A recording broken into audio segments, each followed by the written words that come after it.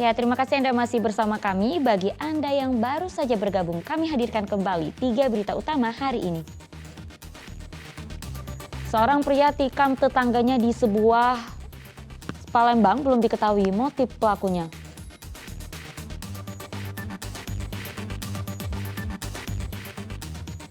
Lahan gambut seluas 4 hektar terbakar di wilayah Kertapati, Palembang.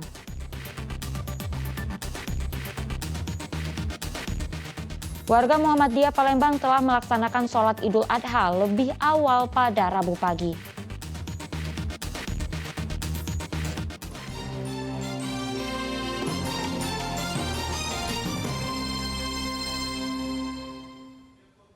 Kebakaran lahan terjadi lagi, kali ini menimpa lahan gambut seluas 4 hektar di wilayah Kertapati, Palembang. Tidak adanya petugas yang membantu membuat warga kesusahan memadamkan api. Sementara penyebab kebakaran masih dalam penyelidikan pihak kepolisian.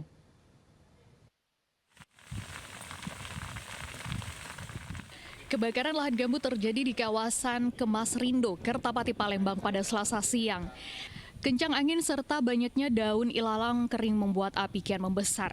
Warga pun berupaya melakukan pemadaman dengan menggunakan alat seadanya. Warga sempat dibuat panik karena api yang membesar nyaris mendekati pemukiman penduduk. Sedangkan petugas damkar yang ditunggu warga tidak kunjung datang. Total luas lahan gambut yang terbakar kali ini mencapai 4 hektar. Dari belakang? Aku ada di sawah. Nah, lihat posisi api udah besar gitu. Aku umum maju nyentak mesin dia cetak. Untuk ada mesin dia cetak. Langsung besar api gitu, Pak. Jadi kita madamnya tadi pakai apa, Pak? Ember, mesin. Sama warga-warga sekitar, Pak? Iya. Udah kecil-kecil.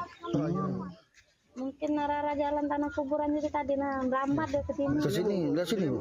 Terus Bu, apinya? Ya? Berapa jam Bu tadi, Bu? Pemadamannya sekitar berapa jam? Gak tahu jam berapa sampai jam berapa lah, 2 jaman kali. 2 jaman. Ada korban enggak Bu ini, Bu?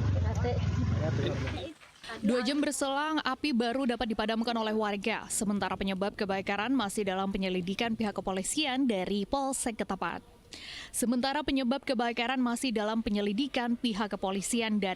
Kertapati. Dedi Ruansyah melaporkan dari Kota Palembang. Warga Muhammadiyah Palembang telah melaksanakan sholat Idul Adha lebih awal pada Rabu pagi. Warga Muhammadiyah meyakini sholat Id lebih awal karena hari Rabu ini telah memasuki tanggal 10 Zulhijjah. Ulama berharap agar perbedaan perayaan Idul Adha kali ini tidak membuat umat Islam menjadi terpecah belah. Ratusan jemaah Muhammadiyah di Kota Palembang melaksanakan sholat Id di halaman kampus Universitas Muhammadiyah Palembang pada Rabu pagi. Dengan khusyuk, para jemaah mengikuti seluruh rangkaian sholat Id. Pelaksanaan sholat Id warga Muhammadiyah lebih cepat dari yang ditetapkan oleh pemerintah. Warga Muhammadiyah meyakini hari Rabu telah memasuki tanggal 10 Zulhijjah. Sebab menurut mereka, sholat Id digelar bersamaan dengan Arab Saudi. Sebenarnya tidak ada perbedaan, sama saja, hanya harinya saja yang berbeda. Untuk ini kita selalu diberi kesehatan. Kan di halaman Muhammadiyah semua masyarakat antusias untuk melaksanakan sholat Id hari ini. Ada masalah, kalaupun ada yang mempertanyakan, itu barangkali tidak paham saja dalam artian apa sesungguhnya perbedaannya. Perbedaan itu kan dilatar belakangi oleh perbedaan penafsiran. Nah, jadi itu sah-sah saja. Jadi dapat dibenarkan seperti terjadi ini, ya kan? Muhammadiyah dikesankan lebih dulu. Sebenarnya bukan Muhammadiyah saja, banyak yang lain selain dari Muhammadiyah yang pada hari ini. Okay? Ulama berharap agar perbedaan perayaan Idul Adha kali ini tidak membuat umat Islam menjadi terpecah belah. Usai melaksanakan sholat Id, ratusan jemaah pun bersalam-salaman dan meninggalkan lokasi ibadah.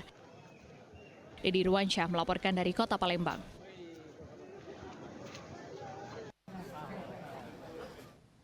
Kita ke informasi lainnya, pelaksanaan Pilkades serentak 2023 di Kabupaten Ogan Komering Ilir sejauh ini berjalan aman dan lancar. Proses perhitungan suara pun masih berlangsung di sejumlah tempat pemungutan suara. Pelaksanaan Pilkades serentak di Kabupaten Ogan Komering Ilir kali ini digelar di 208 TPS yang tersebar di 56 desa. Pilkades diikuti oleh 139 calon kepala desa, yang mana 42 diantaranya merupakan petahana.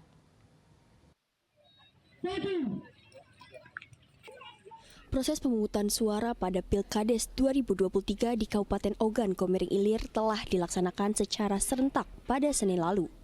Penghitungan suara pun masih berlangsung dengan penjagaan ketat aparat kepolisian dan TNI. Salah satunya TPS yang masih melakukan penghitungan suara adalah TPS 04 Desa Pedamaran 1. Pilkades serentak kali ini Polres Ogan Komering Ilir menerjunkan 381 personel. Selain itu pengamanan juga dibantu 1 SSK personel Brimob Polda Sumatera Selatan, 112 anggota TNI, 56 Satpol PP, dan 784 personil Linmas. Sejauh ini proses demokrasi di Kabupaten Ogan Komering Ilir itu berjalan aman dan terkendali. Ya, baik, untuk sampai saat ini untuk secara keseluruhan situasi masih kondusif dan masih proses penghitungan suara. Jadi untuk personil pengamanan yang tersedia yang pada desa serentak tahun 2023 di Kabupaten ini jumlah total 381 personil itu untuk personil Polres dan Polsek jajaran. Kemudian kami juga di-backup oleh personil dari Brimob Polda Sulsel baik dari Yon C dan Yon A, total sebanyak 9 personil Brimob.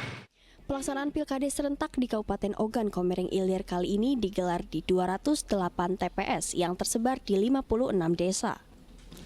Pilkades diikuti oleh 139 calon kepala desa yang mana 42 diantaranya merupakan petahana.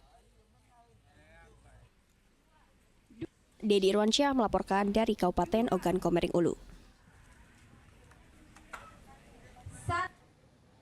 Ya, makanan tradisional memang kerap bikin kangen. Nah, buat pecinta makanan jadul harusnya tak boleh nih melewatkan Festival Makanan Bingen di Palembang. Hadirnya Festival Makanan Bingen ini tentu diharapkan bisa mendongkrak ekonomi rakyat dan bisa menyasar anak muda agar lebih mencintai masakan khas daerahnya. Yuk, kita intip makanan khas apa saja yang dijajakan maksud kami di festival ini.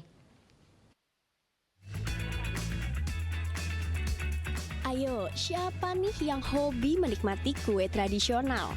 Anda wajib datang ke Festival Makanan Bingen alias makanan zaman dulu atau jadul lah istilah kerennya. Di Jalan Roda, Kecamatan Bukit Kecil, Kota Palembang.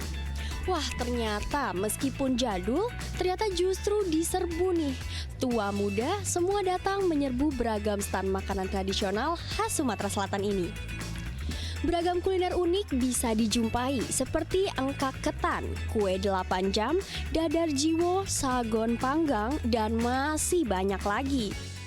Jual di rumah, online yo.